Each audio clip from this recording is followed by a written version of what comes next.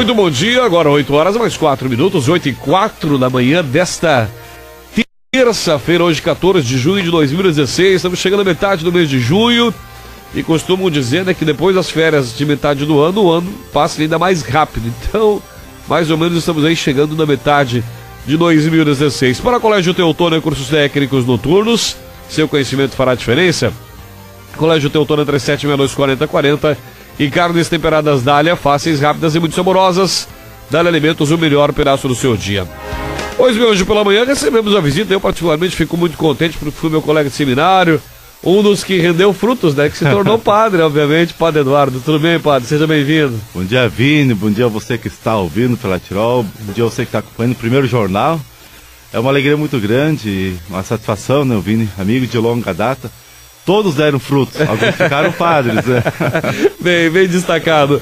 Padre, o motivo do nosso bate-papo hoje é essa visita, essa viagem que o senhor fez, né? Penso eu que para nós, como católicos e como católicos praticantes ou não praticantes, já é uma viagem bacana para acompanhar. Mas você, como sacerdote, a gente acompanha a viagem via rede social, você fazia aí um relatório, fazia alguns vídeos muito interessantes. E uma viagem, a gente lá na 7ª, 8ª série, quando estávamos no seminário, estudávamos, né? A viagem à Terra Prometida, a saída, o êxodo. Ou seja, você como padre, vivenciar e passar por esses locais foi fantástico. Então eu quero que você fale um pouco pra gente dessa viagem que você fez com paroquianos aqui de Teutônia, inclusive, né? Muito bem. De fato, a gente voltou a semana passada de uma viagem que foi também considerada uma peregrinação, né? A gente começou no Egito, passou pela Terra Santa e teve o privilégio de concluir em Roma, na audiência papal que o Papa faz toda quarta-feira, quando está no Vaticano. Então foi uma viagem no tempo, na história, na religião, na cultura.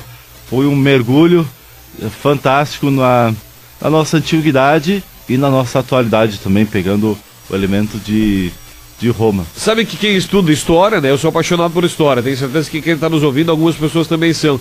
Uma curiosidade, esses locais, eles permanecem, com certeza você vai citar alguns locais que você passou, mas esses locais, eles permanecem, eles têm ainda traços do que a gente estuda na história, por exemplo, alguns lugares que marcam a história do Egito, seriam as 3 pirâmides, a Esfinge, ou seja, a gente estuda isso, vê nos livros. Eles permanecem com esse mesmo característica física, por exemplo? Algumas características, sim, talvez traços é a palavra mais adequada mesmo, né? Porque o que acontece? Alguns, por exemplo, as pirâmides, elas datam de 7.000 anos antes de Cristo. Então são muitos anos, 7.000 anos da nossa história atual. Então é muito tempo, né? O Egito hoje possui 108 pirâmides. Nós conhecemos algumas famosas, aquelas maiores, né? A gente visitou algumas menores, enfim. Mas o que acontece, não só no Egito, mas todos esses lugares conhecidos como Terra Santa, lugares famosos pela Bíblia ou pela história, né? O que acontece? A história do ser humano é devastadora, né? Então ela é marcada de conquistas, de guerra, de batalhas, e essas também trazem os seus efeitos, né? Os saques, a destruição, a reconstrução. Então muitas dessas cidades estão marcadas por ruínas ou por traços, porque a história também, a nossa história humana, às vezes ela não olha a cultura, não olha a arte. Então tem lugares, por exemplo, nas igrejas históricas, é comum nós vermos 3 espaços, né? O espaço da história original, vamos pegar igrejas lá dos nossos irmãos do primeiro milênio, né? Do cristianismo inicial, né? 300, 400 anos de Cristo. Depois esses mesmos lugares foram destruídos, reconstruídos na metade do primeiro milênio, ou no primeiro milênio, destruídos de novo, conquistados por outras culturas, seja muçulmanos, judeus ou bárbaros, enfim, né? Reconstruído de novo. Então a maioria delas tem características de várias épocas da história. Algumas com traços marcantes de um período mais do que outros, né? Mas é verdade que outra coisa, né? A gente teve a oportunidade de ver o Egito. O Egito é fantástico. Aliás, do Egito eu queria ter trazido pelo menos 20 graus, né? Lá tinha 40, trazendo 20 para cá e dá um equilíbrio bom, né? Dá um equilíbrio bom, exatamente. Coisa que não aconteceu, né? Não aconteceu, até né? porque estamos com 3 graus agora, né? 3 graus. Então, bom, a viagem começou pelo Egito, né? Nós falávamos aqui fora do ar que quem conhece um pouco da Bíblia e de história foi feito mais ou menos a trajetória do Êxodo, saindo do Egito, onde foi repassado pela Terra Santa, perspassado pela Terra Santa, a chegada até a Terra Santa, né?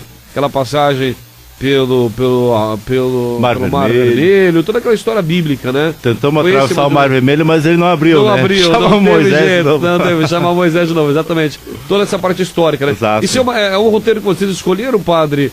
Ou é um roteiro que tipicamente as pessoas turistas fazem? Olha, é um roteiro que nós montamos, inclusive a empresa Heisenthal que montou esse roteiro. Até essa semana me mandou um roteiro novo. Nós fazendo a viagem, nós aperfeiçoamos o roteiro para o ano que vem, quem sabe fazer de novo e melhorar ainda mais, porque ela foi fantástica, mas ela pode ser ajustada para ganhar mais tempo e aproveitar melhor, né? Mas a viagem, ela trouxe esse trajeto até porque ele é um trajeto geográfico e histórico, né? Até para nós associar, assimilar, e eu tive que fazer um pouco isso, né? Trazer o espaço para a Bíblia, e foi uma coisa fantástica. Eu fiquei algumas horas estudando antes da viagem, né? Lembrando os textos bíblicos, é muita coisa, né? A gente estudou isso tudo no seminário. Lembrando as aulas do Padre Edson Stein. Padre Edson Stein, né? Do Renato. A história da salvação, aí tinha que repetir toda a história. Verdade. Né? Mas a começar o Egito, ele traz a questão cultural, que é as pirâmides, mas para nossa história de fé, do cristianismo, então aqui envolve várias religiões, né? Tem toda essa história do Êxodo, que é uma história que marca todo o Antigo Testamento, né? E culmina com o Novo Testamento. Então o Egito lembra o Rio Nilo, a gente lembra Moisés, lembra também onde a Sagrada Família teve que fugir de Belém quando Herodes mandou matar todos os meninos de Belém. Aliás, aqui um linkzinho, fomos para Belém e tive a oportunidade de ir no lugar onde estão hoje. Essa é uma cena forte mesmo, né? Onde estão várias caveiras de crianças e ossadas dessa matança de Herodes, né? Então o Egito também é um lugar onde a família se refugiou. Então o Egito marcou muito a nossa viagem, porque também fizemos uma experiência física e religiosa muito forte. A subida do Monte Sinai. É isso que eu ia te perguntar agora. O Monte Sinai, que é um ponto geográfico, não é um ponto que pode ser destruído. Exatamente. Né? Então, esse não tem como destruir, né? E aliás, bem que podiam aplainar ele um pouco, porque é uma montanha, né, tio? E ali foi uma experiência porque ele é feito à noite. À meia-noite e meia nós saímos. E aliás, concluímos o seguinte: o pessoal faz de noite porque de dia tu chega no pé da montanha e diz, não tem. Aqui não, né? Calor intenso isso? Não é a íngreme, né? A íngreme, é montanha rochosa e bastante íngreme. Então uma parte vai fazer a camelo, claro, tem que comprar, não comprar o camelo, mas alugá-lo, que é bastante caro, né? E vale a pena fazer a pé, mas é cansativo. Nós chegamos no topo do Monte Sinai no nascer do sol, que foi uma experiência que não tem preço. Aliás, fizemos a caminhada com lua cheia, que também é uma coincidência muito feliz, e tivemos a oportunidade de chegar no topo, pegar o nascer do sol. Aí tu fazer tudo isso, lembrar que ali Moisés recebeu a tábua da lei, olha, é fantástico. Tu desce uma outra pessoa, como Moisés certamente desceu. Sem dúvida, por isso mesmo que eu falava antes da importância, né, de você como padre. A gente está conversando com o padre Eduardo Schuster, 8 horas mais 13 minutos, aqui no primeiro jornal da Tirol FM. Bom, passando por essa experiência de Monte Sinai, Egito, né, ainda em território africano, né, e atravessaram o continente, foram parar então no Oriente Médio, né? Isso aí. Onde lá visitaram... Aí fomos para a cidade de Jordânia, Israel, né? Ali que começa então a chamada Terra Santa. Eu acompanhei muito, não sei se é agora que o senhor vai falar disso ou não, do batismo do Rio Jordão, né? Isso, que também deve ser simbolicamente carregado, né? Muito bacana. Ali o que a gente fez? Claro que batismo é uma vez só. Mas renovar o batismo deveria ser todo dia. Então nós fizemos essa renovação nas águas do Jordão. De fato foi um marco da nossa viagem, como antes e depois. A gente transformou aquilo num momento muito religioso, de muita fé. Ali foi muito bacana. Pelo ato, e saber que ali foi onde Jesus foi batizado e deu para nós o batismo da água e do Espírito, né? Porque aliás, o Jordão não é muito maior que o nosso Boa Vista, né? É um riozinho, um arroio, um rio razoável, né? E ali João Batista já batizava, era um rio... A água lá tem seu valor, né? Porque é uma região desértica, né? Então o Jordão também fez parte.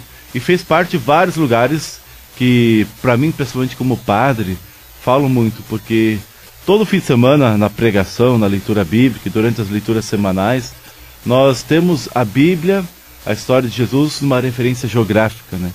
E agora tu está lá em Tiberíades, no Mar da Galileia, em Jericó, que é fantástica. Jericó foi a cidade mais antiga da civilização, né?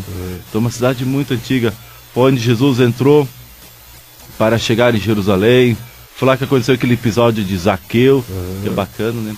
Também fica ali perto de Jericó, as cavernas de Qumran, onde foram achados em 1947, 48, ainda pergaminhos do Mar Morto, do Mar Morto, exatamente, né? Então, ali tem muita história. Também na cidade da Jordânia me chamou muita atenção um lugar muito turístico, conhecido como uma das maravilhas do mundo, que é a cidade de Petra. Petra, a cidade rosa, como alguns chamam, é fantástico. Ali eu passei um dia lá caminhando e poderia passar 3, 4, para vislumbrar aquilo. Lembrar que foi construída antes de Cristo pelos nabadeus, foi construída, depois foi tomada pelos romanos, depois pelos beduínos, uma cidade que abrigava na época 20 mil pessoas. Aí tu tá no meio daquele pedraiada, cheia de caverna e esculturas, fica pensando, será que 100 pessoas conseguiriam sobreviver aqui? Porque não tem vida, não tem árvore, não tem água, não tem nada. Aí tu sabia que moravam 20 mil pessoas, a tua imaginação tem que ser muito fértil. Poxa, realmente, a imaginação tem que ser mais fértil que o terreno lá, né? Bom, passando nessa... Passaste pelos... Perdão que estamos dividindo uma boa gripe aqui, né, padre, pelo que eu percebo. Mas de qualquer forma, ainda na Terra Santa, quais os outros locais, padre, que passaram que merecem destaque aí? Exatamente, aí chegamos no cerne da viagem, que é a Terra Santa, que é Jerusalém. Jerusalém, então, é onde acontece a trajetória final de Jesus. A sua vida, as suas pregações maiores acontecem nos arredores de Jerusalém, né? Mas a sua vida marcante, aquilo que nós celebramos na Semana Santa, a entrada de Jesus em Jerusalém, a sua condenação, a última ceia, a negação de Pedro, a traição de Judas, a morte de Jesus, a ressurreição, enfim, o cenáculo, tudo isso é em Jerusalém. E nós passamos por praticamente todos esses lugares, né? Então ali foi um momento assim da história crucial de Jesus, também mexeu muito conosco, né? Até porque a ressurreição e morte é o marco principal do cristianismo, né? Todo o cristianismo está fundado nessa Semana Santa, né, padre? Ou seja, tudo aquilo que você aprendeu na faculdade, na sua vida sacerdotal, que completou 7 anos, se resume àquele local, né? É o centro da nossa fé, né? É aquilo que dá sentido à nossa fé aconteceu ali. Então são lugares também que são muito visitados, um alto número de turismo. Então Jerusalém é o foco da Terra Santa. Esse turismo, padre, ele é um turismo marcado pelo turismo religioso, ou ele é um turismo com outro foco, com foco rentável, de dinheiro? O que se percebe lá com os peregrinos que lá estão também? Percebe tudo isso, né? Se percebe, Vini, a predominância da religiosidade, né? Muita gente vai ali por causa disso. Mas é evidente que também se percebe, e ali tu tem que ter um pouco de tolerância, né? O pessoal de lá explora, né? Aliás, eles devem viver disso, vivem do turismo, né? Uma das entradas, uma das rendas desses lugares é o turismo. Por isso que quebra um pouco aquele tabu. Quando eu falei que é para a Terra Santa, junto com o pessoal daqui de Teotônia, de outras cidades, né? Mas tu não tem medo? Até por um lado, eu tenho um pouquinho de medo, mas eu já tinha falado com outros padres que fizeram a viagem. Dizendo, não, tu te sente mais seguro lá do que em muitas cidades do Brasil, né? E é verdade. Embora que a gente viu muita arma, muito tanque de guerra, mas o turista, ele é muito protegido. Até por esse elemento de viver do turismo, né? Então essas cidades são marcadas sim pela religiosidade. Mas aqui vale lembrar, e é importante ter isso na mente, porque senão a gente não consegue entender quando vai lá. Jerusalém é marcada por o berço de 3 grandes religiões, né? O judaísmo, o islamismo e o cristianismo, né? E a predominância não é cristã. Aliás, nós somos minoria em todo o Oriente, né? Uma minoria bem minoria, né? Tem cidades, por exemplo, a Jordânia, ela tem 94% de muçulmanos.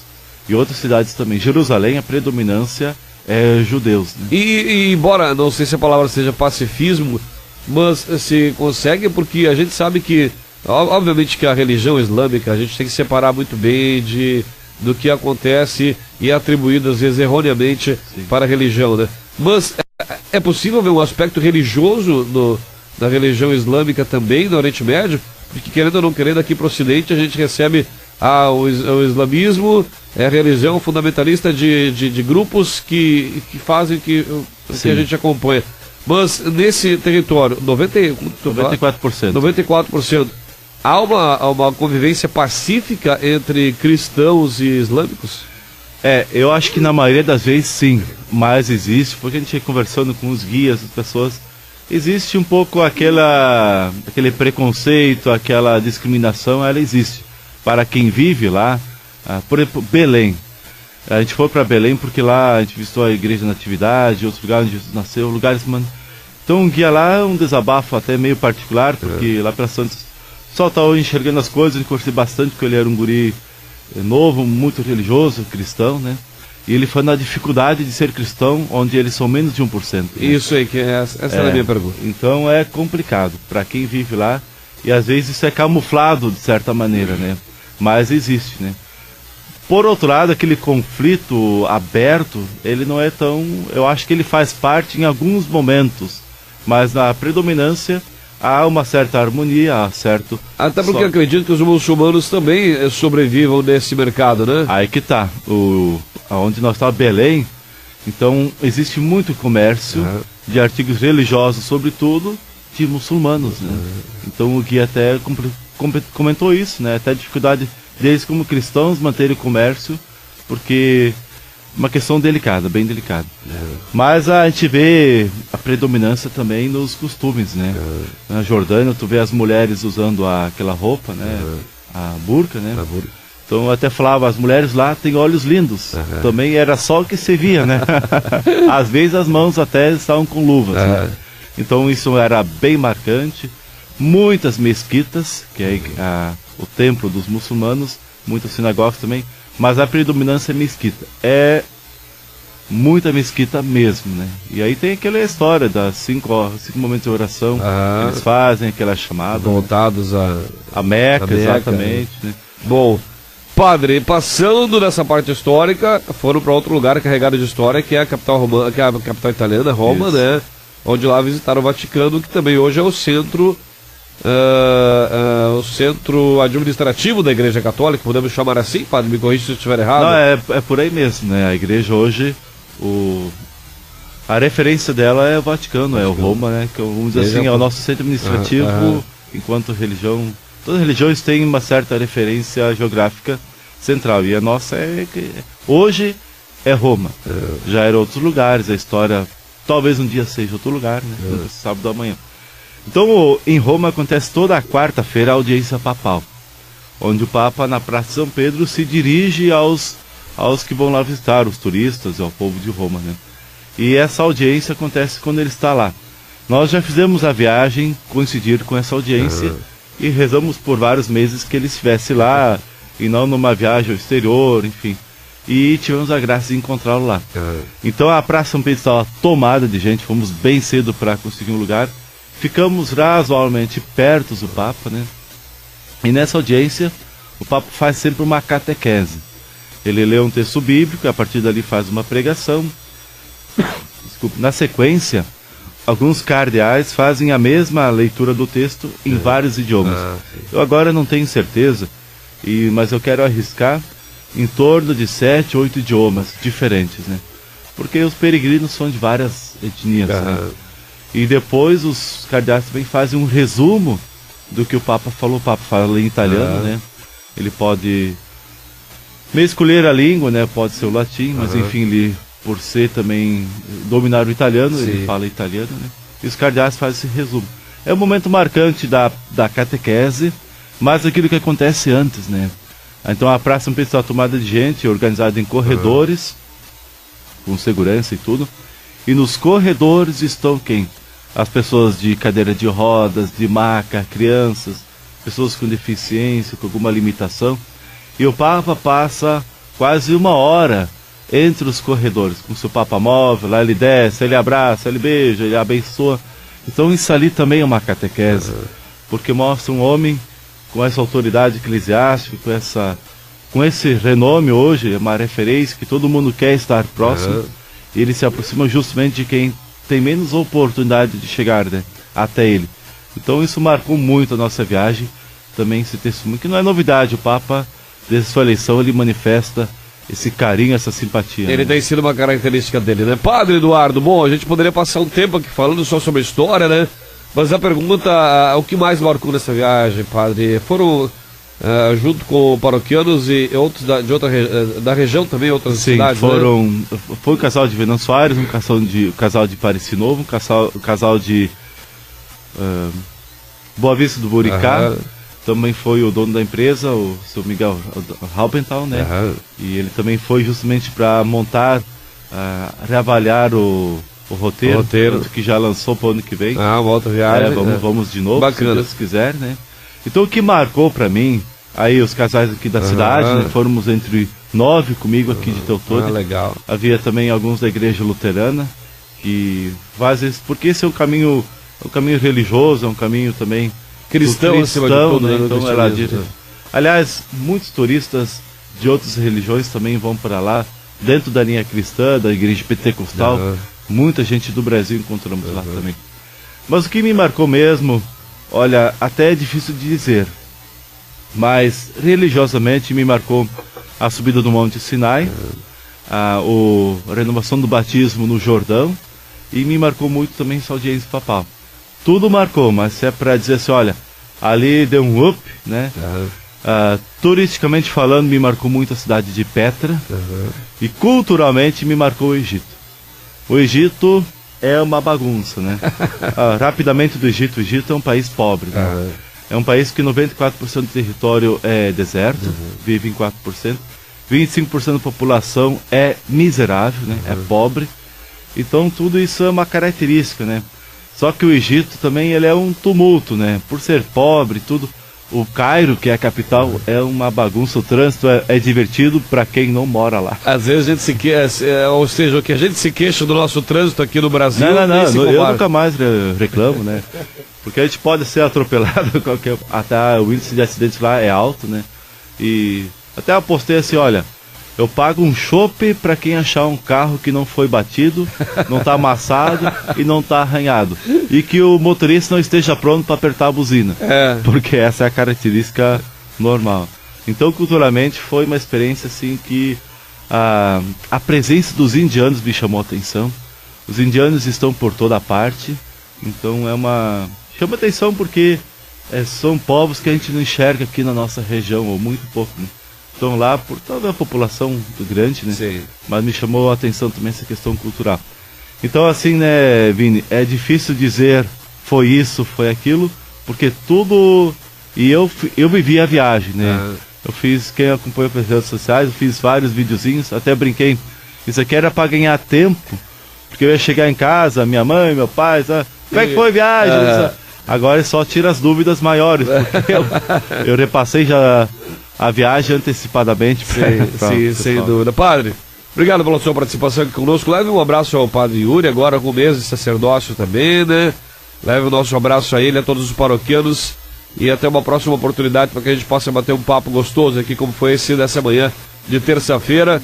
E ano que vem a previsão é de... Você está empolgado para ano que vem de novo? Pelo mês de junho. Pelo mês de junho, então, que possamos aí conversar ainda bastante sobre essa história, né? Afinal de contas, tivemos aqui uma aula de história, de cristianismo, enfim.